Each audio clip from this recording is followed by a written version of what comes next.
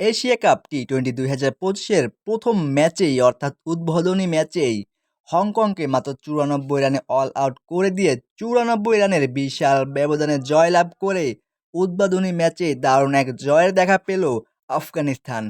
হংকংয়ের বিরুদ্ধে আগে ব্যাট করতে নেমেই নির্ধারিত ২০ ওভারে ৬ উইকেট হারিয়ে ১৮৮ রান সংগ্রহ করে আফগানরা, যেখানে আফগানদের হয়ে সর্বোচ্চ ৫২ বলে ৭৩ রান করে অপরাজিত থাকেন সাদিকুল্লাহ আতাল ও ২১ বলে ৫৩ রান করেন fast bowler allrounder Azmatullah Omarzai, যেখানে তিনি মারেন ৫ ছক্কা ও ২৬ বলে ৩৩ রান করেন মোহাম্মদ নাবি।